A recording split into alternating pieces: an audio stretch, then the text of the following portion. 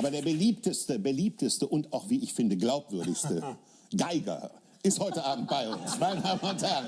Und zwar mit seiner Schwester David Garrett und Elena Bongard.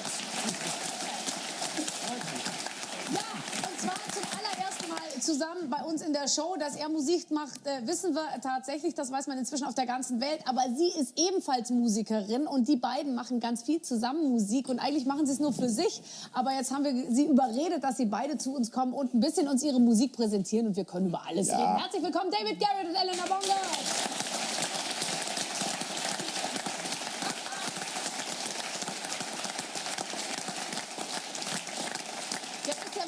Also David ist echt oft bei uns, kann man sagen. Ich glaube, du bist wirklich jedes Jahr da. Schon des Öfteren, Schon des Öfteren. Ich freue mich aber immer. Ja, ist immer schön, auch wenn du da bist. Und wir genießen es natürlich. Du bist, glaube ich, zum allerersten Mal überhaupt in der Talkshow, Elena, oder? Ja, unglaublich, ne? Ja, hat er dir vorher... ist ja oft dann so, dass der große Bruder einem dann noch einen Tipp mitgibt, der einem dann noch den Rest gibt irgendwie. Hat er irgendwas gesagt vorher? Ja, er hat mir gerade den Kaffeebecher gereicht, weil ich meinte, meine Hände, die sind momentan kalt. Ein bisschen kalt und jetzt schwitze ich. Nein, also ich kenne das ja von mir, wenn man in der Talkshow etwas spielen muss, dann habe ich meistens irgendwie einen Kaffee oder einen Tee. Dann sind die Hände halt nicht ganz so kalt und man geht dann leichter ins Instrument rein. Also. Aber für dein Instrument ist ja die Stimme.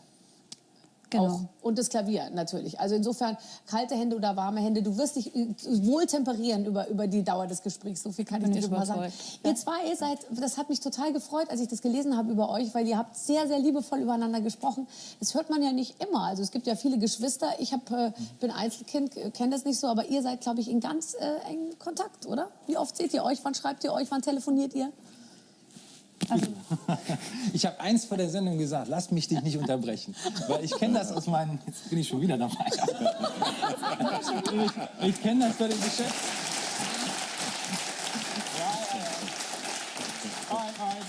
Ja. Okay. Nach dir. Frau Bongard, bitteschön. Das klingt so förmlich. Ja,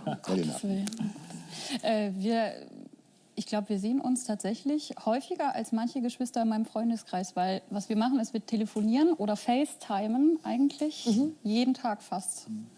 Sehen tun wir uns nicht ganz so viel, aber er wohnt ja in Berlin und ich wohne in Hamburg und wer ICE fährt, weiß, dass das in 1,40 zu bewältigen. Also wir versuchen das relativ viel möglich zu machen. Und wenn er unterwegs ist, also du rufst ihn auch an und du gehst dann auch ans Telefon, wenn sie anrufen? Ich gehe besser ans Telefon, als sie ans Telefon geht. Also das musst du auch fairerweise sagen. Kommt immer darauf an, wer was von dem anderen will. Also das kommt darauf an, wer anruft. Aber teilweise versuche ich schon, sie zu erreichen. Und dann denke ich, meine Güte, sehr beschäftigt musst du sein. Ja. Aber sie ruft dann abends zurück. Abends zurück. Ich finde das ganz, ganz toll. Also ich habe mir immer Geschwister gewünscht. Wir haben euch, um euch ein bisschen Heimatgefühle mitzubringen, das macht man ja am besten auf die kulinarische Art und Weise, Aachener Printen. Ich finde ja Aachener Printen scheußlich, ehrlich gesagt. Fällt mir gerade nur so ein. Entschuldigung. Du wirst wahrscheinlich keinen Werbevertrag kriegen jetzt mit dem Aachener Hersteller. Das Für den Mann, der die Aachener Printen hauptsächlich vertreibt, bin ich ohnehin zu alt und zu bekleidet. Stimmt. Mögt ihr das gerne? Ich will jetzt kein Testimonial haben, insofern ich kann mit Printen auch nicht viel anfangen. Ich könnte jetzt lügen, aber also die wenn du nicht was Tolles sagst. Die nicht nach Printen schmecken, also die mit sehr viel Schokolade. Ja, deswegen nehme ich auch. Weil die gehen in so eine nicht nach Printe schmeckt. Ganz genau. Ja. Dann bin ich auch. Das ist so wie eine Zigarette, die nicht nach Zigarette riecht. Das ist so ähnlich. Also das gibt es ja auch immer häufiger. Sie sind, glaube ich, auch Einzelkind. Haben Sie sich oft Geschwister gewünscht? Also ehrlich gesagt, ich glaube, wenn man eine ganze Weile Einzelkind ist, dann hat man eher Angst davor. Also ich hatte immer Angst, dass meine Mutter noch mal ein Kind bekommt, weil ich dachte, ja, dann wird es doch irgendwie stressiger zu Hause. Ja. Ich glaube, wenn man das sieht, sie beide, dann kann man das durchaus revidieren. Also es gibt natürlich wunderbare Geschwister, die sich einfach ergänzen und die dann wirklich auch gegenseitig natürlich sich die Kindheit schön machen. Aber wenn der Abstand zu groß wird, dann ist es oft schwierig, weil man dann so ein bisschen, ich kann aber auch sagen, aus eigener Erfahrung, also mit meinen Kindern, wenn der Abstand nicht so groß ist, ist es auch schwierig, ehrlich gesagt. Also, also vor allem für die Eltern. Aber noch mal kurz zurück zu euch. Habt ihr euch immer schon so gut verstanden wie jetzt oder war es eben zwischenzeitlich auch mal wahnsinnig nervig?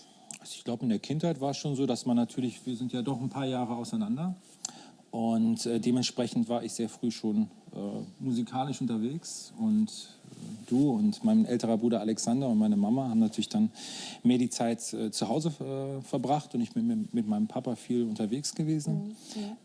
Ich glaube, aber in den letzten paar Jahren sind wir echt, auch durch die Musik, das muss man auch sagen, ab und zu schreiben wir auch ein bisschen gerne was zusammen.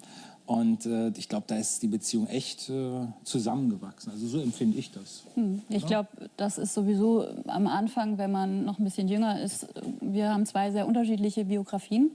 Dann sucht jeder so seinen Weg und geht eigenständig sich erstmal suchen und begibt sich auf die Suche. Und je älter man wird, desto mehr findet man dann so diese Schnittmengen in den Kosmen. Und man kennt die Schwächen des anderen und haut da nicht mehr voll drauf, sondern konzentriert sich auf die Stärken. Du warst, glaube ich, der jüngere Bruder, Max, gell? Mein Bruder ist fast 4 Jahre älter und ich glaube, er hat eher unter mir gelitten, weil ich die kleine Nervensäge war. Was heißt das, eine kleine Nervensäge? Wie nervt man? Ich habe keine Ahnung. Aber ich weiß nicht, ob er je dafür gesorgt hat, dass ich zur Adoption freigegeben werde. Aber er war auch eben in dem Alter, dass er jetzt auch nicht mehr so viel mit mir zu tun haben musste. Aber nein, ich habe meinen Bruder immer sehr geschätzt, sehr geachtet. Er ist ein ganz anderer Typ, Sportler und hat tolle Musik gehört. Also so bin ich überhaupt an Jazz Total und Birth Control und Kraftwerk gekommen und so. Also ich bin auch mit anderer Musik sozialisiert worden. Deswegen bin ich meinem Bruder nach wie vor sehr dankbar. Sehr dankbar, gut. Wir bleiben bei der Musik, bei euch beiden. Ich meine, ihr habt ja beide, es ging, glaube ich, gar nicht anders in eurer Familie, ihr habt beide erstmal den klassischen Weg eingeschlagen. Er war mit der Geige sowieso schon der Superstar. Und du warst aber ja auch am Klavier ein Superstar, muss man sagen. Ja, ich habe klassisch Klavier gelernt und habe tatsächlich mit 15, 16, 14 sogar einen Förderer gehabt in der Schule. Und da bin ich immer noch sehr, sehr dankbar. Das war mein damaliger Musiklehrer und der hat mich gefragt, ob ich ihm was vorsinge. Und dann hat er das Buch aufgeschlagen und dann war das Lied Somewhere Over the Rainbow. Und das habe ich dann einfach so ihm dahin gesungen. Ich kannte das von früher. Das ist sowas, was meine Mutter manchmal gesungen hatte. Und er erzählte das dann immer. Irgendwann war ich dann in der Schul-Big Band und sagte immer, dass er da zu Tränen gerührt war und sich sehr zurückhalten musste, weil das natürlich nicht sehr männlich ist, da so anzufangen zu weinen. Ja, aber es ist doch auch toll, dass du dir dann so gleich eine andere Musikrichtung gesucht hast mit Pop und Jazz und so, die vielleicht eben jetzt im Elternhaus nicht gleich auch wieder eingeordnet wird in die Hierarchie, wo er wahrscheinlich eher immer oben war. Ja. Also ich muss sagen, als sie dann angefangen hat, Jazz zu studieren. Da habe ich auch erst mal gedacht, okay, kann man mal machen. Also ich liebe ja Jazz, das muss man auch fairerweise sagen, aber ich habe es ihr gar nicht so zugetraut. Und vielleicht auch, weil ein Stück weit da auch am Anfang ich auch sehr mit mir beschäftigt war und vielleicht auch gar nicht so mitbekommen habe, wie sie halt sich auch musikalisch entwickelt hat. Aber wenn man jetzt ihr zuhört, wie sie Sachen schreibt, wie sie wahnsinnig gute Lyricist und die Stücke, die sind so geil. Also das kann man gar nicht anders formulieren. Wir können mal den Fokus auf die Schwester jetzt holen. Du bist jetzt als Ada Brody unterwegs. Was verbirgt sich hinter dem Namen? Also Ada Brody ist auch ein Familienname. Ein bisschen anders als Garrett, weil Garrett ist ja der Name unserer Mutter, der Geburtsname. Und Ada ist unsere Oma gewesen, ist leider verstorben.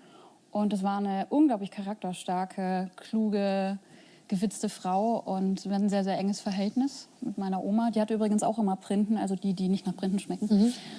Und ich wollte ihr ein Denkmal setzen. Und ich finde den Namen sehr schön und der ist sehr selten. Wir haben ja ein paar...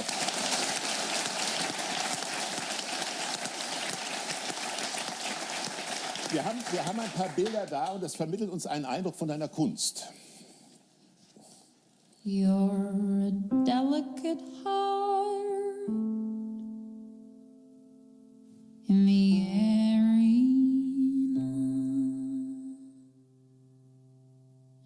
But what if you fall? Where's your savior?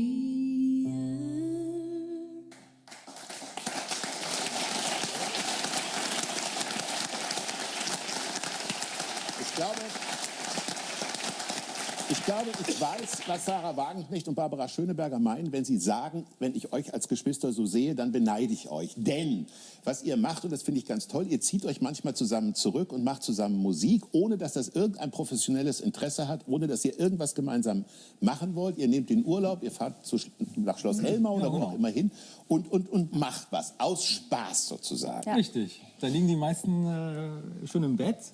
Und ich glaube, worauf du hinaus willst. Ja, darauf will ich hinaus.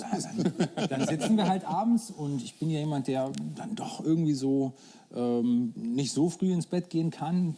Keine Ahnung, Jetlag, was auch immer es ist. Ich denke halt immer viel nach. Motorik. Und dann ist bei meiner Schwester, glaube ich, genau dasselbe. Und dann sitzen wir halt da und sagen, hör mal, lass uns doch irgendwas schreiben. Das haben wir jetzt für die letzten 2,5 Jahre ab und zu immer wieder gemacht. Und mir macht das unglaublich viel Spaß. Sie hat so viel Talent, wo ich kein Talent habe. Und ich glaube, wir ergänzen uns da sehr, sehr gut. Ja, gibt es dann die Möglichkeit, mal so eine Kostprobe zu hören? Von einer Geschichte, die ihr so aus Spaß, die nie auf eine CD kommt, die nie auf eine Bühne kommt, aber hier in der NDR Talkshow. Willst du mal was anspielen? Aber machen wir mal ohne Geige, oder? Komm. Ja. Mach mal. Ja? Komm. Ja.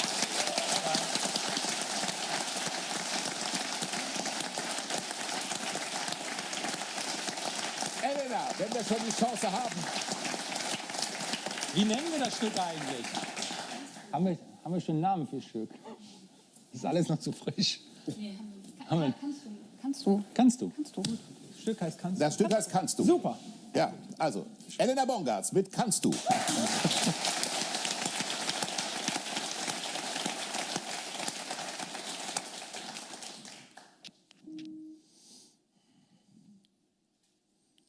Hey du, ich hab dich gesehen. Weißt du, meine Welt blieb stehen. Ich kam nicht an dich ran, dabei standst du nebenan.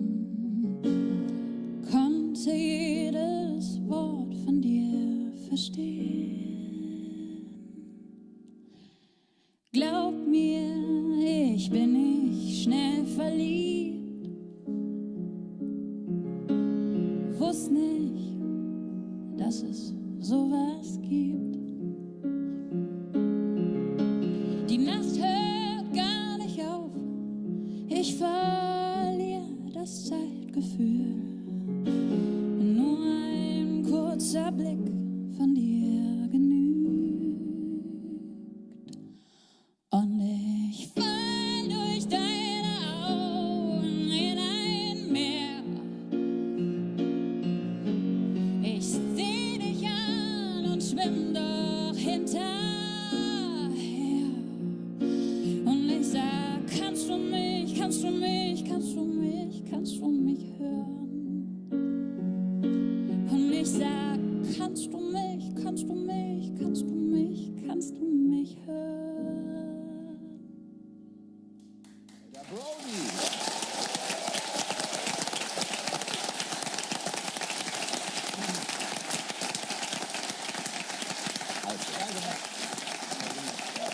Toll.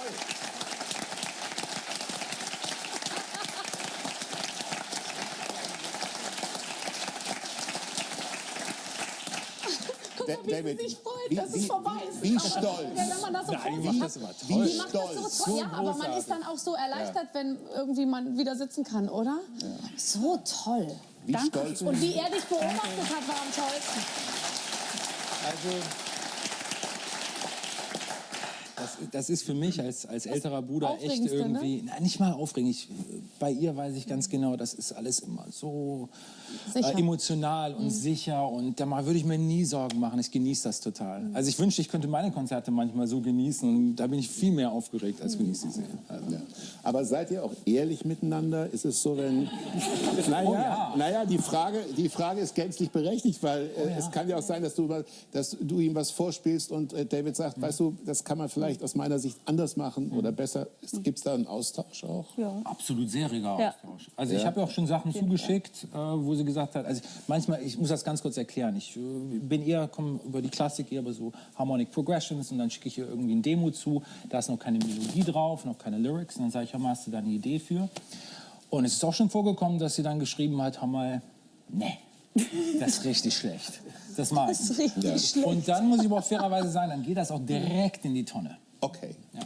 Also da respektiere ich dich. Ich glaube auch, dass es wichtig ist, so eine Schwester zu haben, weil wenn man bei dir weiß, wie ein gemütlicher Abend aussieht, ein gemütlicher Abend mit ein paar Fans, dann muss man wissen, wie voll die Bude ist. Wir gucken uns mal Impressionen an aus dem Theater, aus dem antiken Theater in Verona. Ach, ja, gut. Und ich Gott sei glaube, Dank wenn man- ist meine Familie gekommen, sonst wäre ja gar keiner Ja, drin ich gewesen. glaube nur, wenn man danach, also wenn man den Ausschnitt mal sieht, mit dem Wissen, dass man eine Familie braucht, auch als Superstar, um dann irgendwie wieder jemanden in den Arm zu nehmen, also das fällt dir wahrscheinlich nicht schwer, aber jemanden in den Arm zu nehmen, der zur Familie gehört, ich glaube, es spielt eine Rolle zur Erdung und zur... So, David Garrett in Verona, ein gemütlicher Familienabend, wir gucken uns das mal an.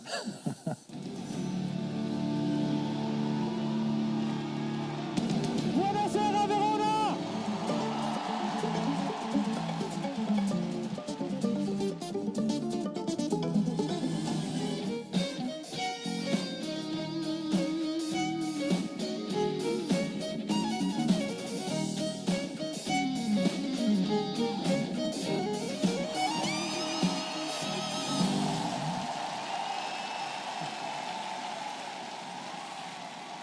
Warst du da? Nein.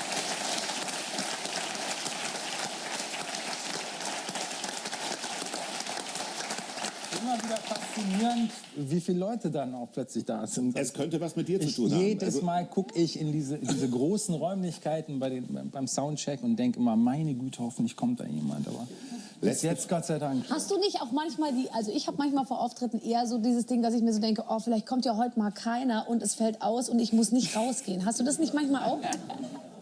Ich glaube, in meinem Vertrag steht drin, ich muss spielen, zumindest eine Hälfte. Ich glaube, das ist bei allen Künstlern so. Egal wie viele. Eine Hälfte muss man so oder so, aber ich habe noch nie nach einer Hälfte Schluss gemacht. Insofern bis jetzt wollen wir mal hoffen, dass das so bleibt. Gut. Wenn ihr uns beiden jetzt erzählt, wo ihr Weihnachten feiert, ob in Hamburg, Berlin oder New York, dann haben wir ein kleines Weihnachtsgeschenk für euch.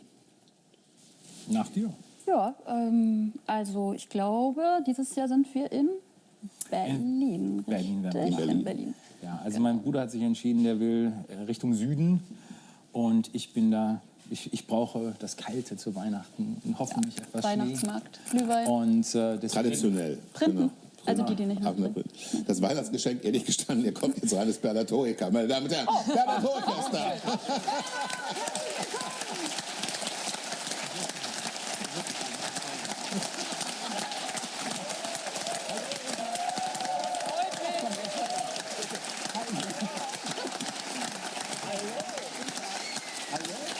Sehr schön, ich hab's leider nur gesagt. Hi, guten Tag, hallo.